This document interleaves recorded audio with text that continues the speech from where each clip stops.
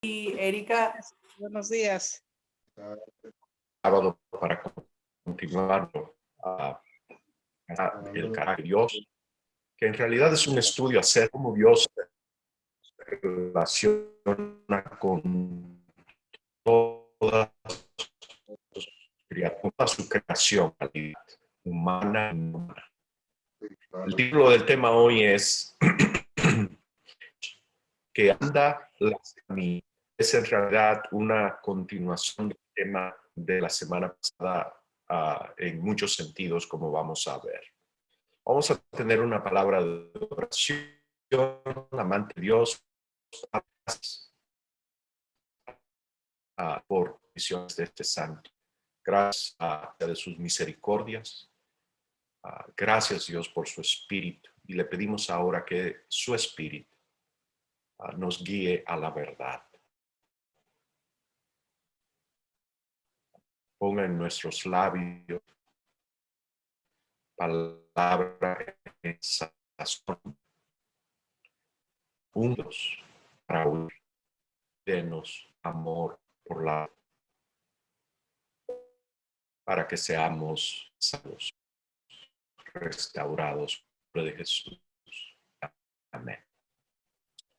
Muy bien. La última vez hablamos acerca del riesgo que tiene al que se expone Dios al actuar algunas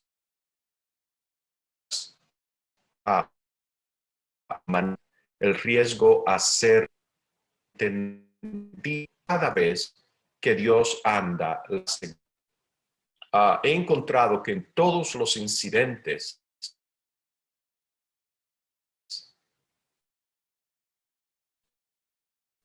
en la Biblia,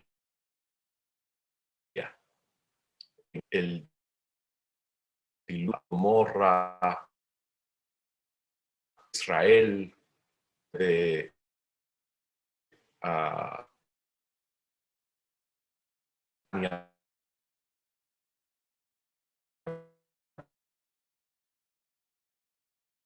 Irán, cada uno donde esas malas conversaciones, esos malos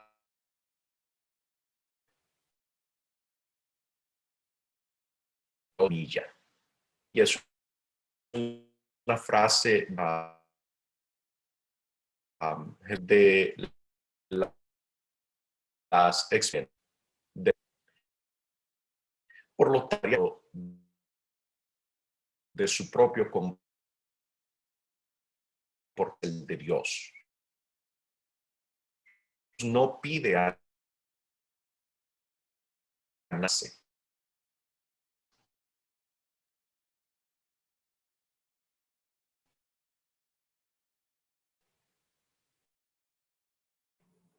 Que el proyecto, su diseño en este momento, nieva ya en el jardín de Edén, en las condiciones que Dios más plana. Dios no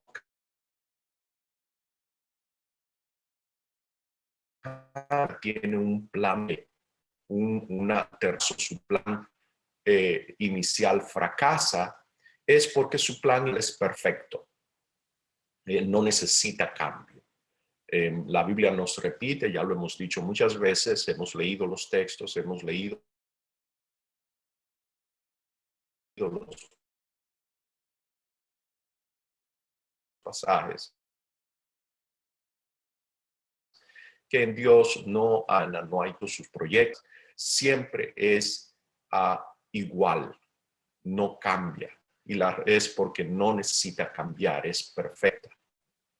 No le falta nada, no le sobra nada, y a todas con listos en los planes y proyectos de Dios. Así se habla de que si te piden que andes una milla, mira, anda la segunda, llévalo también por una segunda. milla.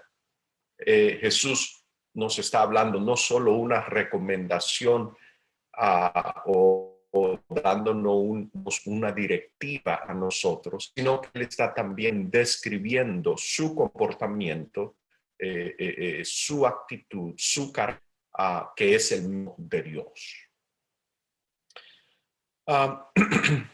Yo quiero que hablemos hoy en el espíritu, y dijimos que estamos hablando de principios generales para que cada uno de nosotros lo pueda aplicar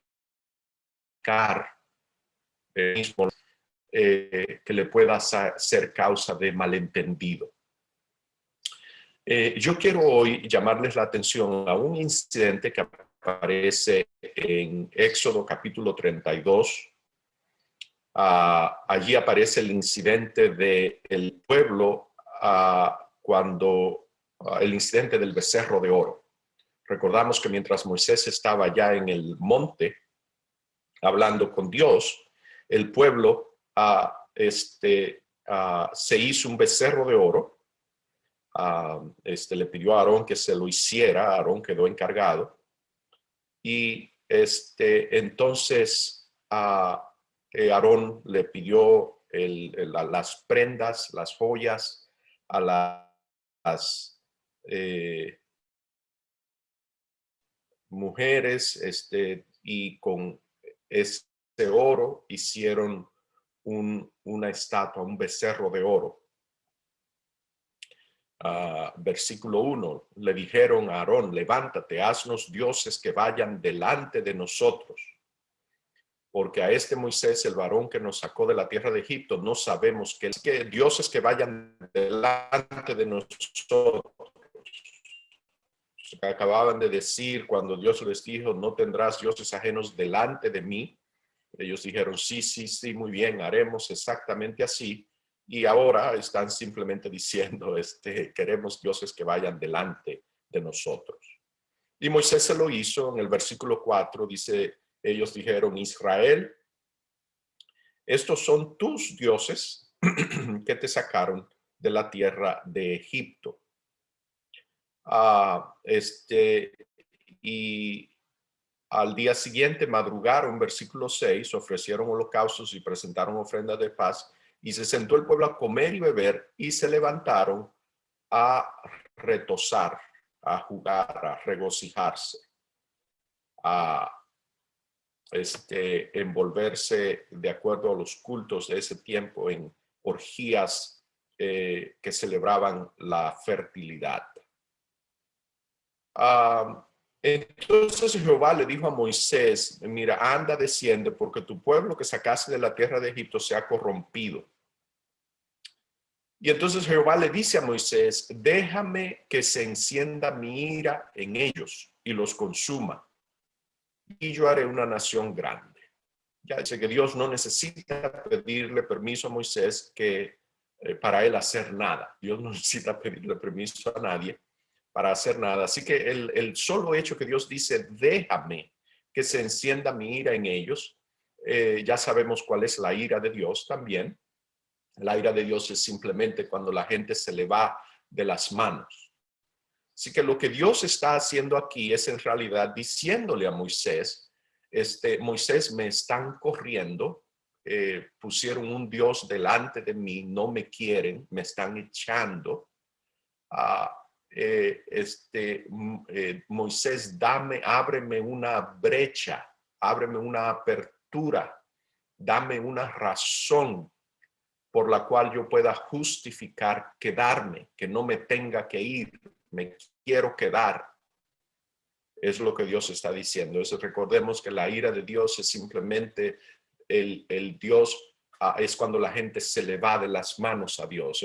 Dios entregarlos es la frase que usa el apóstol Pablo en Romanos 1 para describir la ira de Dios. Así que cuando Dios le dice a Moisés: déjame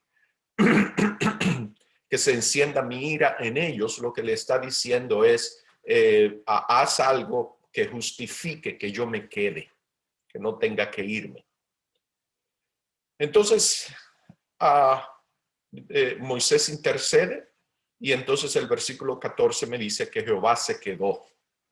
Yo les voy a decir al desarrollar este tema que lo que ha pasado aquí es que Dios anduvo la primera milla, el pueblo cambió de opinión, cambió de idea, se fue por un camino que no es el camino de Dios. Y Dios estaba buscando la manera de cómo irse con ellos por ese camino, acompañarlos por el camino de destrucción y muerte por el que ellos van, para lograr a ver si sigue transactuando, número uno, para ver si ellos no se destruyen muy rápido, lograr que la muerte y la destrucción, que es el destino del camino por el que van, no les llegue enseguida, así que para comprarles tiempo, con la intención de ver si los salva a todos o a los más que él pueda, sino a todos, a algunos, que cambien de camino, que abandonen el camino de muerte y destrucción por el que andan y cuando se llega a la encrucijada en el camino, cuando el pueblo abandona el camino de Dios, el camino de vida, y se va por un desvío que es camino de muerte, y Dios va con ellos por ese camino para lograr que la destrucción no les venga enseguida, y ver si con ese tiempo logra que ellos retornen al camino de vida. Y el versículo 14 me dice que exactamente eso es lo que sucede. Entonces Jehová se arrepintió del mal que dijo que había de hacer a su pueblo. El versículo 19 me dice que ardió la ira de Moisés, arrojó las tablas de sus manos y las quebró en el pie del monte. Versículo 25 es lo que me interesa, describe el incidente que me interesa. Y viendo Moisés que el pueblo estaba desenfrenado, esto es, el pueblo estaba fuera de control, hay un caos que reina, dejaron de ser un pueblo organizado como Dios los organizó, por tribus, por una nación, una comunidad. Hoy le dirían a eso un polity, no es una turba desorganizada, no es una masa incoherente, es una nación pueblo. Pues el pueblo ahora echó para atrás, se volvió una masa incoherente, desorganizado. El pueblo estaba fuera de control, porque Aarón lo había permitido para vergüenza entre sus enemigos. Y se puso Moisés a la puerta del campamento y dijo: ¿Quién está por Jehová? Júntese conmigo. Y se juntaron con él todos los hijos de Leví. Y él les dijo: Así ha dicho Jehová, el Dios de Israel: Poned cada uno su espada sobre su muslo, pasad y volved de puerta a puerta por el campamento, y matad cada uno a su hermano y a su amigo y a su pariente. Y los hijos de Leví lo hicieron conforme al dicho de Moisés, y cayeron del pueblo en aquel día como 3,000 hombres.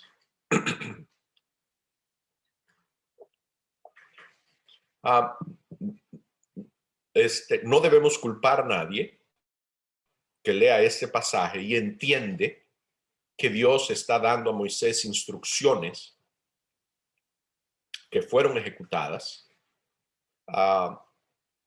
para que los miembros de la tribu de Leví, que fueron los únicos que estaban bajo control, todo el pueblo estaba fuera de control. Moisés llama a la gente que quiere a quién está por Jehová, y solo la tribu de Leví estaba bajo comando, escuchaba comando, se dejaba gobernar. Y a ellos Moisés les dice, así ha dicho Jehová, el Dios de Israel, poned cada uno su espada sobre su muslo. Cuando usted se encinta la espada, la espada queda sobre el muslo. Pasad y volved de puerta a puerta por el campamento y matad cada uno a su hermano, a su amigo y a su pariente. Y cayeron del pueblo en aquel día como 3,000 hombres. Y dicho después de todo, cuando el tamaño de la población no parece que cuando los demás vieron lo que le pasó a estos 3,000, entraron bajo control. Es una historia terrible, es una narrativa terrible allí. Y es uno de los argumentos que se usan para decir que Dios usa la violencia, usa la fuerza cuando es necesario.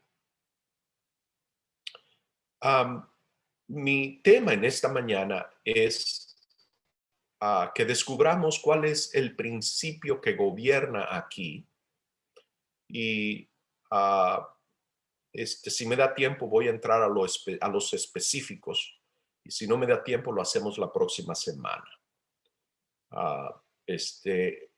Yo quiero que veamos que no solo está Dios no actuando, no solo está Dios actuando dentro de su papel eterno, que es el papel de Salvador, Redentor, dador de la vida, en este caso, lejos de ser el patrocinador del uso de la fuerza, que cuando lo entendemos de otra manera, estamos malentendiendo seriamente quién Dios es y cómo Él gobierna, cómo se relaciona con sus criaturas.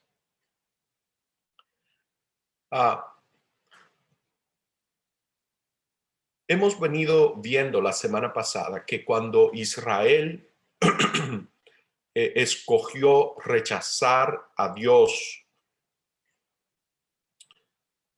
rechazar el método de Dios en su sistema de defensa, cuando tomaron la espada, de ese punto en adelante, Israel estaba operando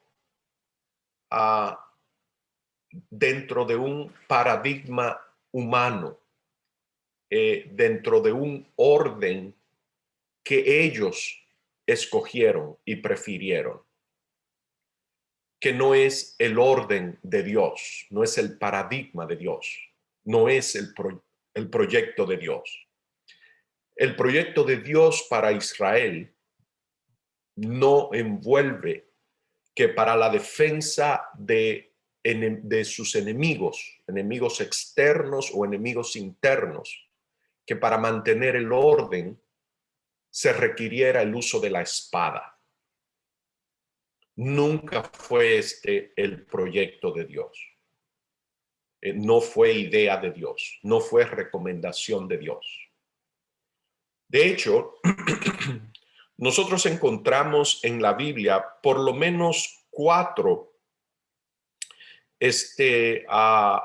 ocasiones diferentes donde Dios, 4 ocasiones y maneras, oportunidades de Dios demostrarle a Israel su manera, su proyecto, cuál es el camino de él para su defensa, dándole no solamente en términos de pronunciamientos, sino con demostraciones que no necesitan la espada. Si recordamos, Israel era Jacob. Jacob salió huyendo de la casa de Labán. Labán venía con intenciones violentas. Salió a perseguir a Jacob con intenciones violentas. Dios resolvió, salvó a Jacob de la violencia de Labán, sin necesidad de que Jacob usara la espada. Jacob sigue su viaje y su hermano Esaú, de quien él había huido años atrás en la dirección opuesta, porque tenía intención de matarlo. Esaú tenía intención de matar a Jacob, a su hermano.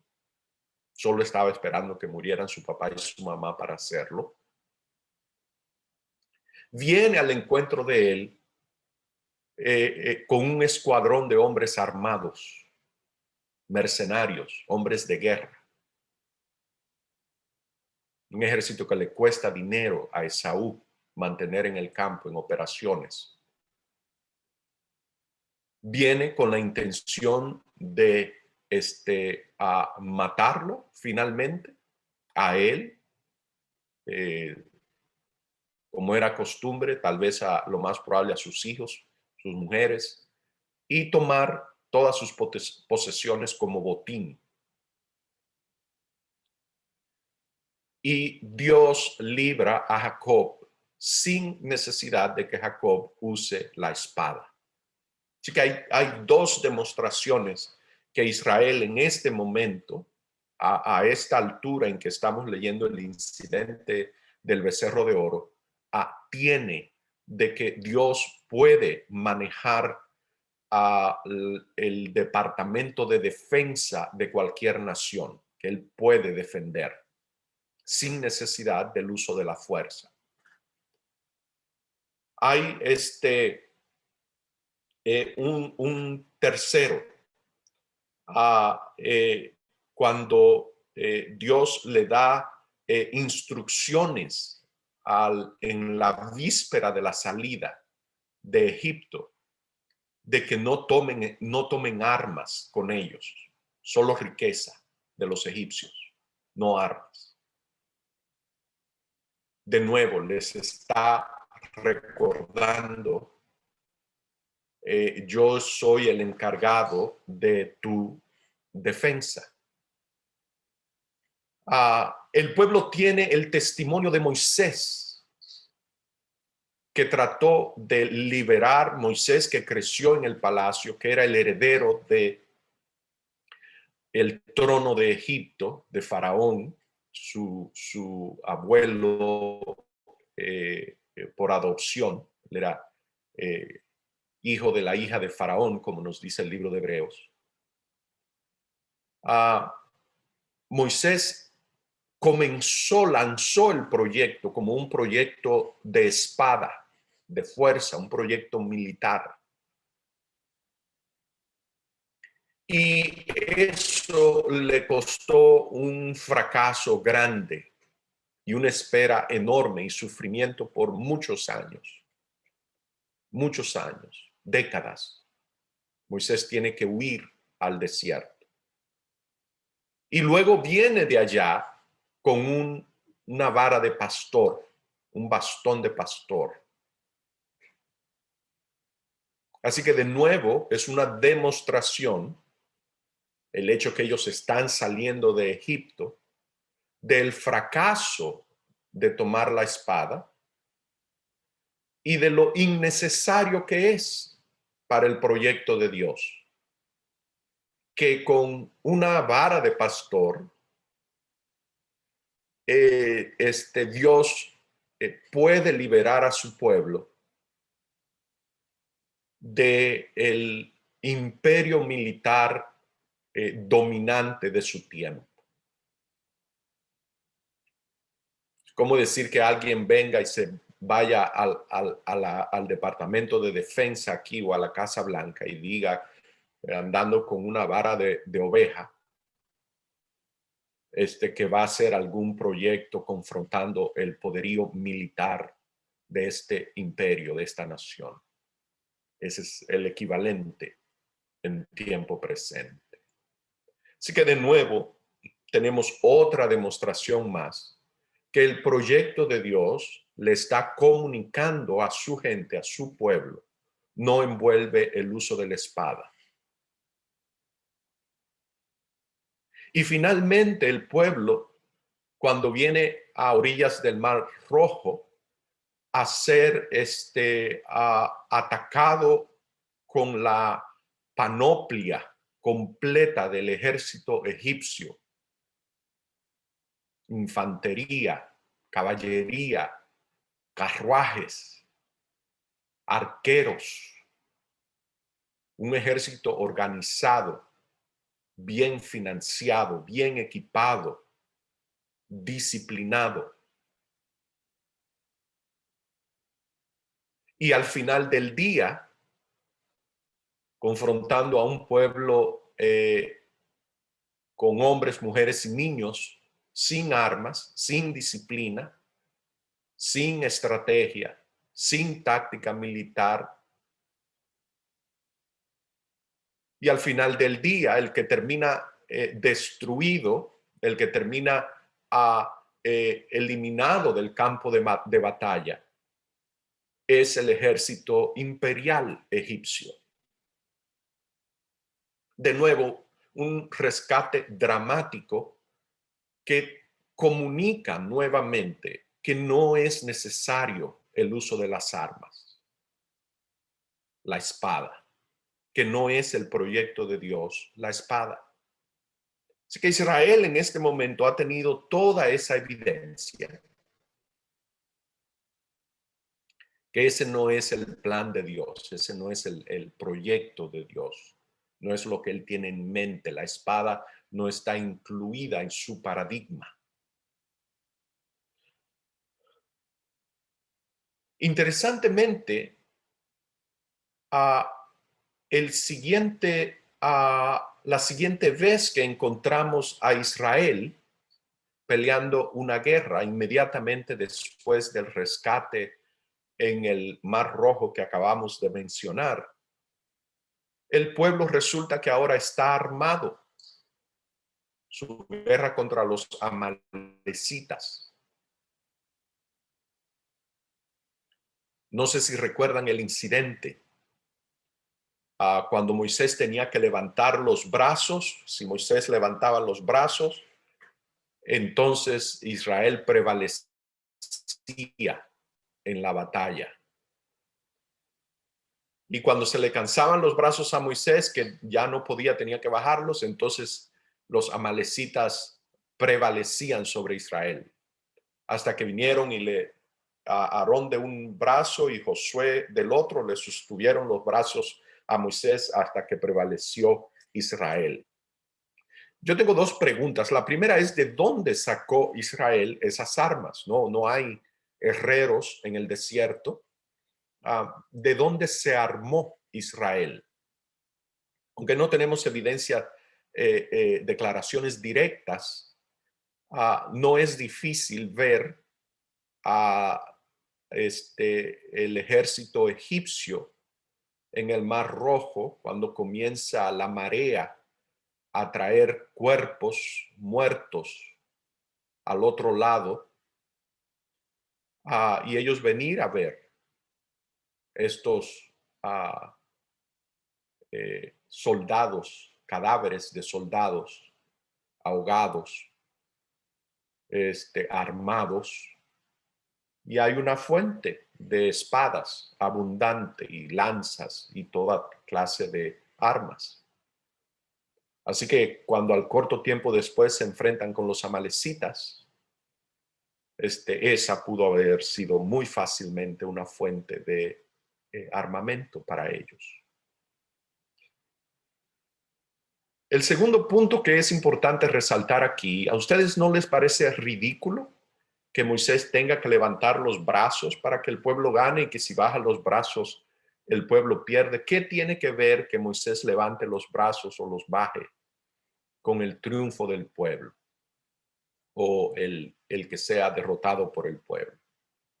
Yo veo en esto otra manera de Dios comunicarle. Mire, ustedes tienen armas, tienen espadas y están peleando. Ustedes ven que cuando Moisés levanta los brazos, están triunfando, están prevaleciendo. Cuando los baja, es el mismo ejército, son las mismas armas, son las mismas tácticas, son las mismas estrategias. ¿Cuál es el ingrediente que no está allí? ¿Por qué no les va bien? Dios tratando de comunicarles, no es en la espada que está el poder, no es en la fuerza, no es en la fuerza armada que está el poder y el triunfo y la victoria. Pero el pueblo escogió el camino de la espada. No fue un rechazo completo a Dios. Es como decir que el pueblo dice, muy bien, Dios va a manejar el departamento del santuario, Dios va a manejar el departamento de comercio, Dios va a manejar el departamento legal, Dios va a manejar el departamento de justicia y diferentes carteras del gobierno, pero el departamento de defensa lo manejamos nosotros.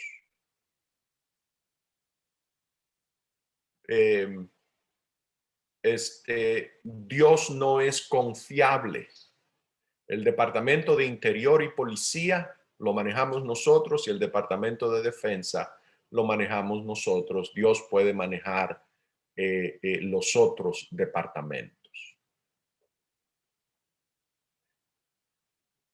Cuando ocurre esto, cuando el pueblo dice no nos interesa tu,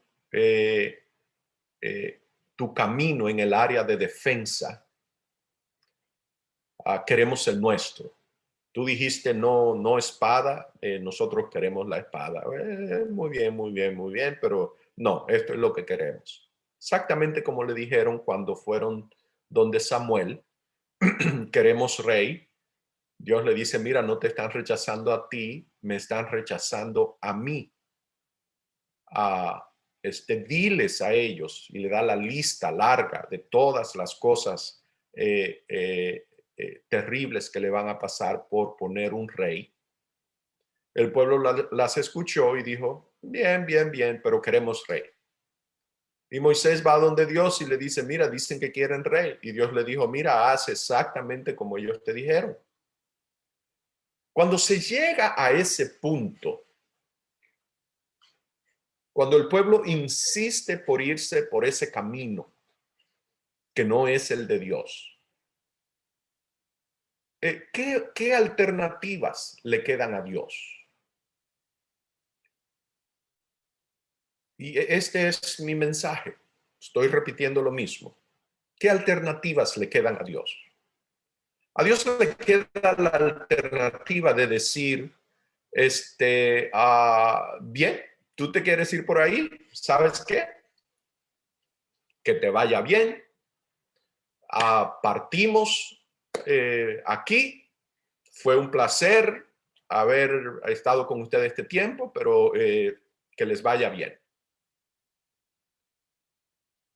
Esa opción representa para el pueblo destrucción inminente.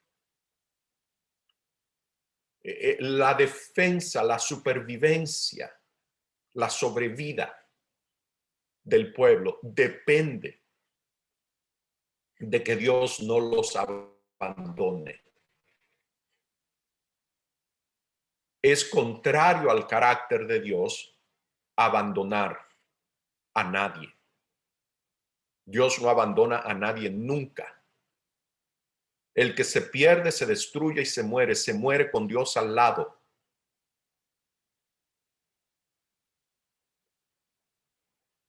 Ah, Dios no abandona porque Dios es misericordioso. No quiero ser malentendido. Usted se puede perder, destruirse con Dios al lado. La Biblia está llena de ejemplos de que este es el caso. Así que Dios, primera opción, Él los puede abandonar. Decir, ustedes cogieron ese camino, váyanse. Pero ya vemos que ese no es el carácter de Dios. El carácter de Dios es un carácter de misericordia. Él va con ellos por el camino de ellos, que es camino de destrucción y de muerte. Y que porque Dios vaya con ellos, no lo cambia. No es camino de Dios, no es camino de vida, no es camino de obediencia. Dios no abandona a nadie. ¿Qué otra opción le queda a Dios, aparte de abandonarlos a su suerte? Bien, a Dios le queda la opción de ignorar, pretender que nada de eso está pasando, que no hay ninguna desobediencia, ignorar el pecado en la persona o en el campamento. Sabemos que Dios no hace esto. La razón es muy sencilla. El pecado destruye, el pecado mata. Ignorar el pecado no resuelve el problema del pecado, que es que destruye y que mata. Dios no quiere esto para sus criaturas, por lo tanto Dios no se hace el de la vista gorda. Dios no pretende como que nada está pasando. La tercera opción, Dios puede usar la fuerza, manipular de alguna forma para que se haga lo que Él quiere, con el fin de salvarlos. Es una buena intención, con el fin de salvarlos. Qué sé yo, Dios tiene muchas alternativas para manipular si quisiera. Dios podría hacer que ellos de repente les disguste el uso de la fuerza y de las armas. Dios tiene el poder. Si nos hizo de una manera, nos puede hacer de otra.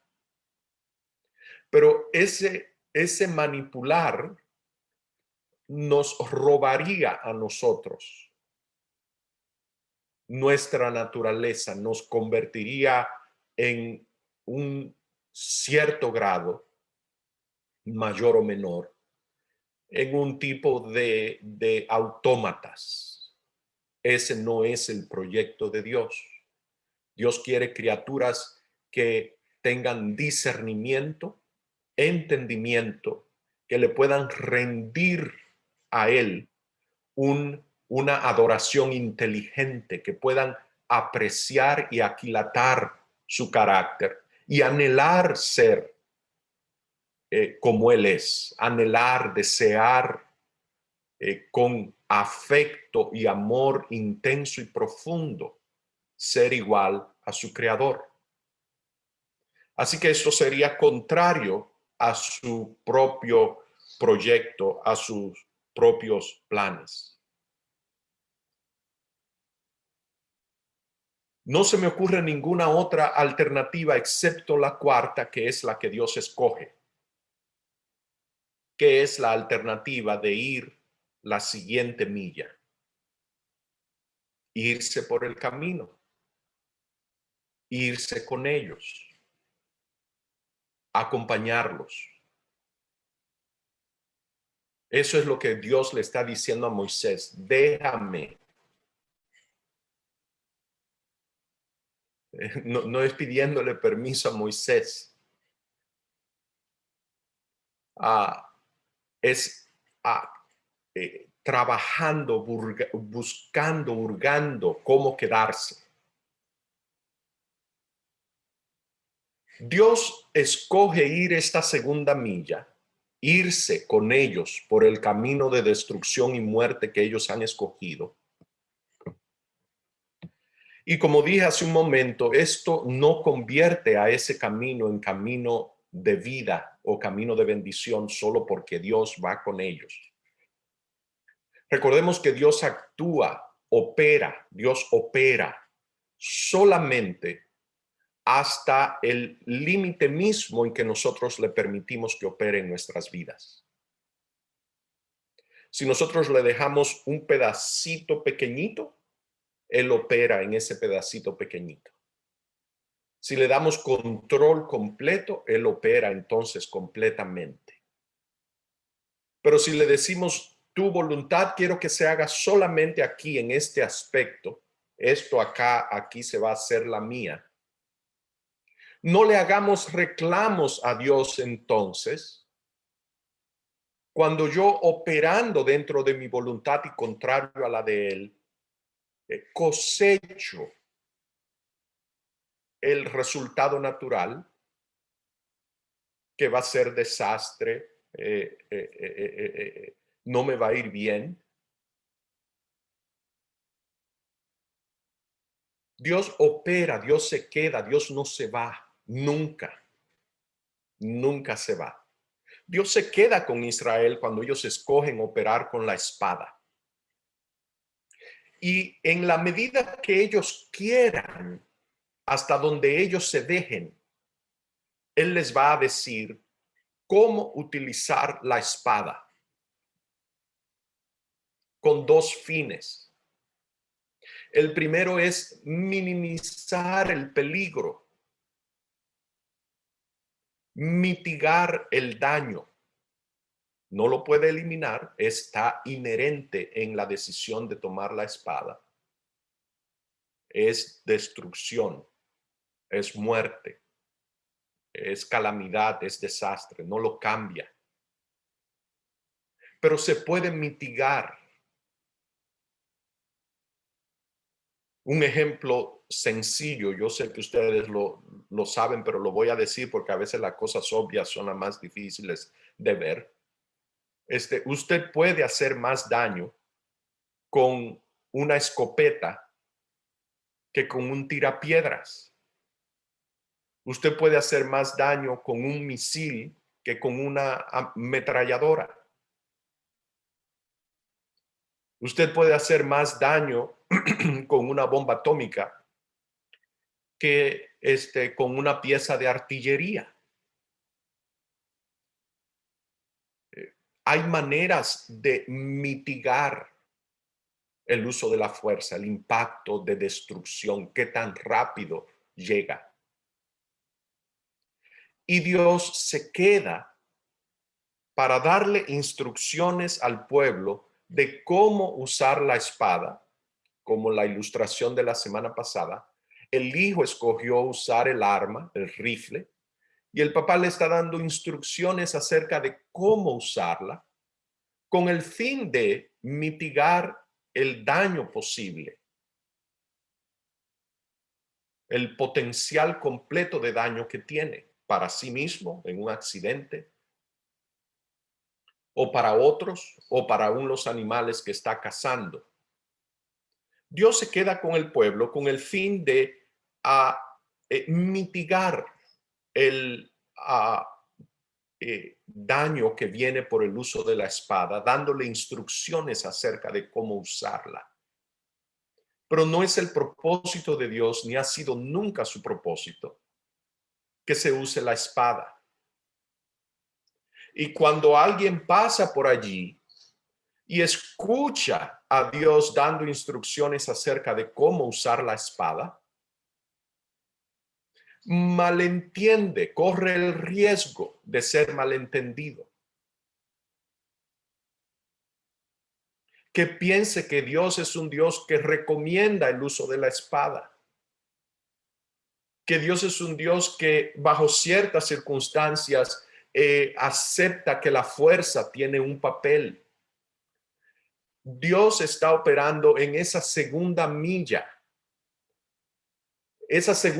que no está dentro de su camino, sino en el camino que el pueblo en este caso escogió andar.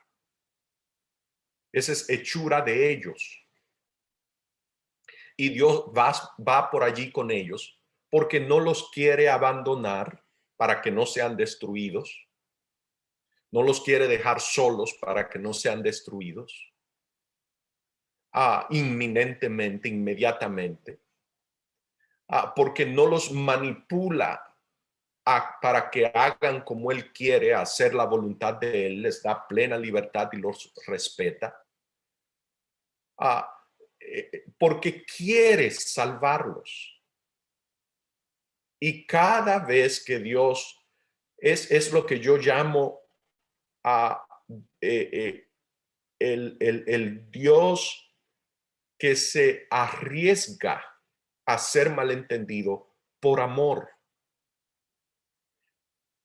Hay un refrán que dice, dime con quién andas y te diré quién eres. Eso le pasa a Dios. Dios se va con gente mala por el camino de ellos camino malo, y Dios va con ellos. Y la gente ve a Dios operando en ese medio y dice, ese es Dios, así es Dios. Dios es malo. Le atribuyen a Dios, es como culpabilidad por asociación. Dios está dándole instrucciones al pueblo con respecto al uso de la espada.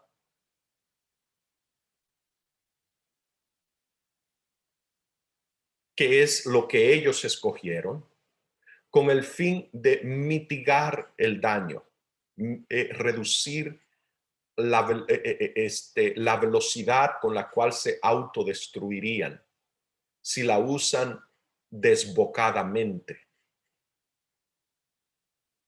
Y al dar esas instrucciones, jamás debemos de escuchar en ellas ni una autorización de Dios para el uso de la fuerza, ni mucho menos pensar que es el proyecto y el propósito de Dios que se use la espada. Vamos a tener una palabra de oración y voy a abrir entonces para preguntas y comentarios. Amante Dios y Padre, gracias porque escoge andar con nosotros la segunda milla. Gracias, Señor, porque en su palabra podemos encontrar evidencia suficiente y abundante de su carácter salvador, restaurador. Yo le pido, Dios, que nos transforme por su gracia, que al tener una vislumbre más clara de su carácter, de sus propósitos, de sus planes, produzca en nosotros una respuesta de hacer una entrega completa y sin reservas. Que no lo embotellemos, no lo acorralemos en nuestras vidas. Que Dios bueno toque cada aspecto de nuestro ser para que seamos transformados completamente a su imagen y semejanza. En el nombre de Jesús. Amén. Amén. Yo quiero